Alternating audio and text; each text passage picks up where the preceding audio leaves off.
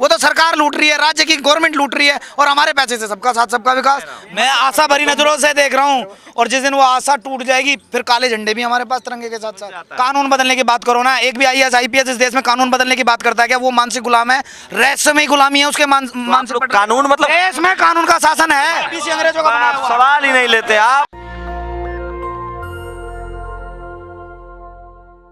भारत में supreme court में देश के सबसे बड़े वकील नितिन मिश्राम से भी मेरी बातचीत हुई है। उन्होंने एक पोस्ट लिखा है ट्विटर पर कि यूनिफॉर्म सिविल कोड से SC ST OBC को फ़ायदा होने जा रहा है। जंतर मंतर पर एक प्रदर्शन हो रहा है यूनिफॉर्म सिविल कोड को लेकर। एक तरफ तमाम आदिवासी, दलित और अल्पसंख्यक समुदाय के लोग जो हैं और महिला संगठन जो है वो कह रहे हैं कि यूनिफॉर्म सिविल कोड से उनके अधिकार छीने जाएंगे। मेरे साथ सेव इंडिया फाउंडेशन के प्रमुख महीप सिंह हैं, उनसे बात करेंगे। प्रीत सिंह जी, आप क्यों यूनिफॉर्म सिविल कोड के पक्ष में हैं? यूनिफॉर्म सिविल कोड के पक्ष में इसलिए मैं क्योंकि मैं बाबा साहब अम्बेडकर को अपना आदर्श मानता हूं, मैं उनका अनुयायी हूं। मैं सुबह उठ के रोज़ बाबा साहब अम्बेडकर का धन्यवाद करता हूं, और बाबा साहब अम्बेडकर इस बात के पक्षधर थे कि देश में यूनिफॉर्म सिविल कोड आए। मैं लोहियावादी हूं, इसलिए भी मैं यूनिफॉर्म सिविल कोड का पक्षधर हूं। मैं इस देश में संविधान सभा का सम्मान करता हूँ, और इस संविधान का भी सम्मान करता हूँ, इसलिए भी मैं यूनिफॉर्म सिविल कोड की मांग करता हूँ। और देश की राजनीतिक पार्टी 1950 से यूनिफॉर्म सिविल कोड की मांग कर रही है, तो मैं ये जानना चाहता हूं कि इसके लागू होने से क्या क्या देश में फायदे होंगे। इस बात को एक बार सार्वजनिक करें। कौन लोग लटकाए हुए थे इस बिल को? किसकी वजह से आपको लगा कि 1950 से अब तक लटका हुआ है, आज तक नहीं आया है?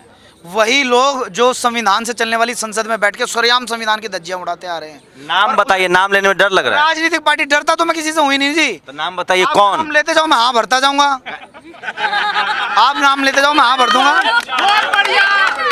किसकी सरकार है देश में? इस देश में नेहरू थे, इंदिरा थी, राजीव थे। सरकार नहीं है, सरकार एक ही आदमी की है, कानून की।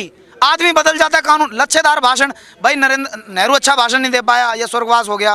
राजीव गांधी का भी स्वर्गवास हो गया, इंदिरा गांधी का स्वर्गवास हो गया। अच्छे भाषण देने से देश नहीं चलेगा, देश योजनाओं से और कानूनों से चलेगा, और योजना वे की वही हैं जो हमारा शोषण कर रही हैं। तो आप मुझे बताइए ना, यूनिफॉर्म सिविल कोड के राह में रोड़ा कौन है?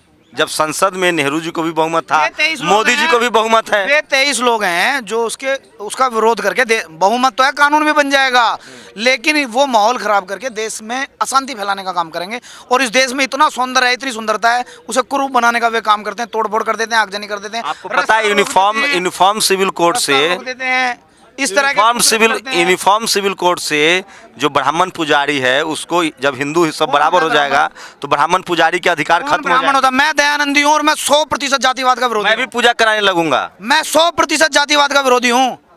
और पूजा करा के क्या ले लेगा वो ब्राह्मण? तो तनख्वाह पे है, माल तो सरकार लूट रही है, माल तो ट्रस्ट लूट रही है, उसके तो 3-4 हज़ार नौकरी कहीं कमा खा लेगा बेचारा। वो तो तनख्वाह पे है। ब्राह्मण को क्या मिलता है? तनख्वाह 3-4 हज़ार रुपये। वो तो ट्रस्ट लूट रही है, वो तो सरकार लूट रही है, राज्य की गवर्नमेंट लूट रही है, और हमारे पैसे से सबका साथ सबका विकास। मंदिर में बैठे ईश्वर के प्रति आस्था किसकी? हमारी है ना। पुजारी को तो मिलता क्या है? पुजारी को तो भरपेट रोटी भी नहीं मिलती, उसके बच्चों की स्कूल की फीस भी नहीं जाती। मतलब ये धंधा, इतनी दयनीय स्थिति है बेचारे की। धंधा मंदा हो गया है। धंधा था ही नहीं है कभी, ये धंधा कभी था ही नहीं। धंधा ईश्वर की पूजा करने को धंधा है। आप पुजारी वाला बात अरे धंधा उसे मौलाना साहब नहीं कर रहा था धंधा, उसे रोक लेना जाके, वो रोक ले, वो धंधे को कोई रोक ले, सरकार रोक ले। सरकार अगर है तो जाए एक बार चर्च के पैसे पे कब्जा कर ले, हमारे मंदिर के पैसे पे कब्जा कर रखा है। जा गुरुद्वारे के पैसे पे कब्जा कर ले, हमारे मंदिर पे। कहाँ मंदिर पर पैसा कब्जा है? क्यों? हिंदू धर्म दान एक्ट है नहीं, ये काला कानून है नहीं हमारे मंदिरों के ऊपर। हमारे मंदिर के पैसे के ऊपर सरकार का कब्जा नहीं है। ये बात झूठ है क्या? ये बात झूठ है क्या? राज्य की सरकारों का मंदिर के ऊपर कब्जा नहीं है। क्या करेगा पंडित जी? पंडित जी को तो बदनाम करा है, और सरेआम बदनाम किया है। और इस देश का समाज है जो उस व्यक्ति के साथ खड़ा नहीं हो रहा, जो अपने बच्चों को शिक्षा नहीं दे पा रहा। इतने अभाव में जी रहा वो व्यक्ति। कौन शिक्षा नहीं दे पा रहा है? भाई इतनी महंगी शिक्षा है, लूट मार की शिक्षा है, पैसे से शिक्षा चलेगी। यूनिफॉर्म सिविल कोड से सबको बराबर शिक्षा मिल जाएगी। आप मेरी बात सुनो, आप बहुत भ्रमित व्यक्ति हो। आप एक क्वेश्चन पे अटे रहो, आप जो प्रश्न पूछते हो उसका मैं जवाब देता हूँ, फिर उस जवाब को आप पुराने प्रश्न से जोड़ते हैं। आप भ्रमित नहीं रहो। पानी पिलाओ इन्हें दोबारा से। ये क्या मैं ये कह रहा हूँ, यूनिफॉर्म सिविल कोड का फायदा तो बता दीजिए देश को। आप ब्राह्मण पे क्यों लेके आते हैं बार बार बात? आप दलित पे क्यों? मैंने कहा मैं दयानंदी हूँ, मैं महर्षि दयानंद का अनुयायी हूँ। अरे देश जातियों में बटा देश है ना सर। कहाँ बटा? इस देश की संसद ने बांट रखा है। आप यूनिफॉर्म एजुकेशन लेकर आओ, सबके लिए समान शिक्षा लेकर आओ, समान कानून लेकर आओ, समान सुख सुविधाएं लेकर आओ। और हमारे मंदिर में जितना पैसा है वो हमारा पैसा है। हमारा पैसा है, उस पैसे को निकालो और हिंदू धर्म की कोई भी जाति हो, हर गरीब व्यक्ति के लिए फ्री शिक्षा, फ्री चिकित्सा और फ्री मकान मिलना चाहिए। वो धन किसका? मंदिर के पैसे से क्या होना चाहिए? हमारे हिंदू धर्म की, हमारे आंदोलन का पार्ट है ये। मंदिरों में जितना धन है वो किसका? मंदिर की जमीन किसकी? हमारी। मंदिरों में जो प्रतिमा है उसके प्रति आस्था किसकी? उसमें दान कौन दे रहा है? उस धन पर अधिकार किसका? तो हमारे समाज के जितनी भी गरीब लोग हैं हमारे हिंदुओं के, उन सबको फ्री शिक्षा मिले उस पैसे से, फ्री चिकित्सा मिले, और बेघरों को सबसे पहले घर मिले, है ना, और बहन बेटी को बराबरी का अधिकार मिले। वो पैसा, हमारा पैसा हमारे लोगों पे खर्च हो। सरकार हमारे पैसे से सबका साथ सबका विकास कैसे कर देगी? सबका, फिर तो सबका सहयोग ले। मंदिर की भी लूट करे, मंदिर की लूट कर रही है, चर्च की भी लूट करे, गुरुद्वारे की भी लूट करे। मंदिर के पैसे से तो स्कूल बन नहीं रहे हैं? मंदिर के वो पैसे मंदिर का पैसा सरकार और भात भरने में लेके जा रही है। कहाँ मंदिर के पैसे सरकार के पास जा रहे हैं? पढ़ो ना, गूगल करो, मैं ये माइक मैं पकड़ रहा हूँ, गूगल करो। आप बताइए ना मुझे। आप ट्रस्ट गूगल करो। ये तो निजी ट्रस्ट आप है। एक गूगल करो। बता रहा हूँ, एक सिर्फ आप तमिलनाडु गूगल में करो। आप गूगल करो, आप तमिलनाडु गूगल करो, हिंदू धर्मदान एक्ट का काला कानून है या नहीं है? तमिलनाडु अरे में मुगलों ने इस देश के मंदिरों को लूटा, अंग्रेजों ने लूटा, और फिर कानून बना के ये लूट रहे हैं। आपकी नजर हमारे मंदिरों पे ही है क्या? मोदी जी मंदिर लूट रहे हैं। मैं क्या कह रहा हूँ, सरकार की बात कर रहा हूँ मैं। सरकार अभी किस मैं कानून की बात कर रहा हूँ। मैंने कहा व्यक्ति बदल जाए, आप बन जाओ प्रधानमंत्री, मुझे कोई फर्क नहीं पड़ता। कानून बदलेगा मुझे जब फर्क पड़ेगा। तो तमिलनाडु मैं कह रहा हूँ, मैं देश में कानून के शासन का पक्षधर हूँ, मैं व्यक्तिवादी नहीं हूँ। आप सुन नहीं रहे, बस मैं ये कह रहा जबरदस्ती हूँ, हो रही आप मेरी बात सुनो। आप ये ब्राह्मण दलित मत बोलो, तरीके क्वेश्चन करो, मैं सुनूंगा। है। अच्छा, मतलब सवाल भी आप ही कहे कि हम वैसे ही सवाल अरे करें। आप मेरी बात तो सुनो। यूनिफॉर्म सिविल कोड का फायदा तो गिना दीजिए। फायदा गिनवा दीजिए, फायदा बता तो दिया। अच्छा, जातिवाद आप नहीं मानते हैं? मैनिफेस्टो ले वो बीजेपी का, उसमें फायदे लिख रहे हैं, वे कानून भी नहीं, आप जातिवाद मानते हैं कि नहीं? 1% भी नहीं। घोर घोर घोर विरोधी में जातिवाद का। एक बात बताइए, मैं भी हिंदू हूँ, आप भी हिंदू हैं, ठीक है? मैं हिंदू हूँ भाई, आप भी हिंदू हैं। हिंदू हिंदू देख के शादी होता है कि जाति देख के शादी होता है? ईमानदारी से बताइएगा, सीना पर हाथ रख के। मेरी बात सुनो। नहीं, मेरी बात सुनो। अरे डट जाओ यार। शादी होती है गुण, कर्म, स्वभाव और शिक्षा देख के। ईमानदारी से बताइए। ईमानदारी से। मैं केजरीवाल तो कितने लोग हैं जो जाति देख के शादी नहीं होता? मैं केजरीवाल तो नहीं कि मैं लिख के दे दूं। जाति देख के शादी होता है कि धर्म देख के शादी होता है? मैं कह रहा हूँ गुण, कर्म, स्वभाव, शिक्षा। रोज एनसीआरबी के आंकड़े हैं सर, रोज जाति के नाम पर हत्याएं हो रही है। जाति के नाम पर हत्याएं हो रही है। कहाँ हो गई हत्या? हत्या हो रही है तो सरकार जिम्मेदार है। कानून क्यों नहीं बनाती कठोर? सबको बराबरी में क्यों नहीं लेके आती? अलग अलग किताबें पढ़ा के मजदूर का बच्चा मजदूर, आईपीएस का बच्चा आईपीएस, नेता का बेटा नेता, सबके साथ भेदभाव, सबको अलग अलग बस में चढ़ा दो। मोदी जी को तो कोई बाले बच्चा नहीं है। गलत बस में चढ़ोगे तो गलत ही एड्रेस पे उतरोगे। मैं मोदी के बारे में 100 दिन भी पूछोगे, एक अपशब्द नहीं बोलूंगा। मैं क्यों बोलूंगा? मैं अपशब्द बोलने के लिए कह रहा हूँ। मैं आशा भरी नजरों से देख रहा हूँ, और जिस दिन वो आशा टूट जाएगी फिर काले झंडे भी हमारे पास तिरंगे के साथ साथ। आशा भरी नजरों से देख रहा हूँ। तो आप मुझे 5 फायदा बताइए यूनिफॉर्म सिविल कोड का। मैं ये कह रहा हूँ, मैं एक फायदा भी नहीं बताऊंगा। ये कानून आएगा और ये आएगा और हम इसके पक्षधर हैं। क्यों? अरे गूगल क्यों नहीं करते? गूगल भी तो करो, हो सकता है मेरी बात झूठी हो। भाई मैं कोई गलत बात कह दूं समाज भर में। इसका मैं नुकसान बताऊं? इसका नुकसान बताऊं?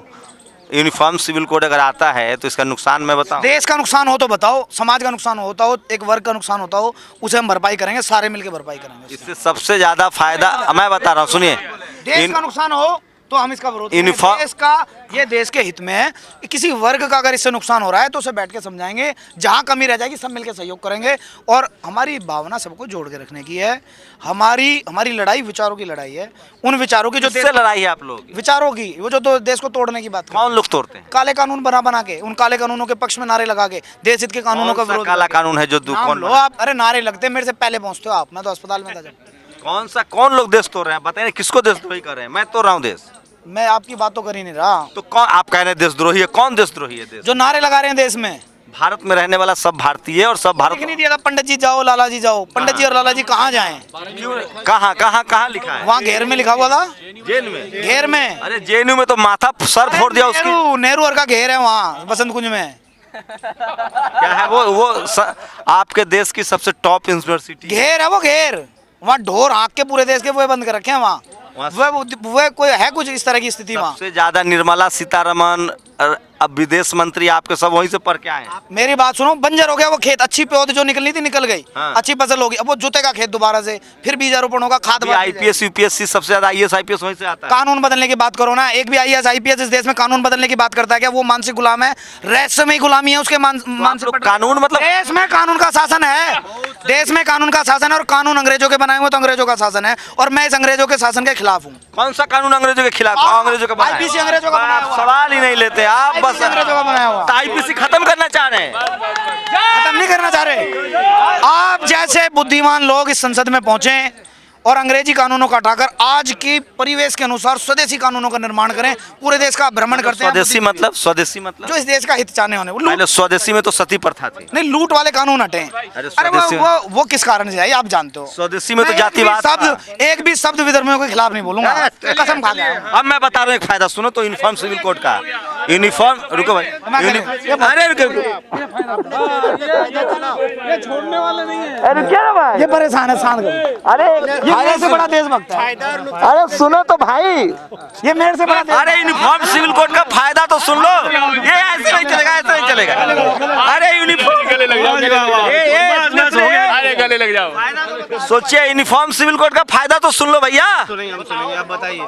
यूनिफॉर्म सिविल कोड आने से वैसी महिलाओं को अधिकार मिल जाएगा जिनको कम उम्र में शादी कर दिया जाता है। अगर यूनिफॉर्म सिविल कोड आता है तो किसी भी धर्म संप्रदाय में शादी की जो उम्र है वो तय हो जाएगी।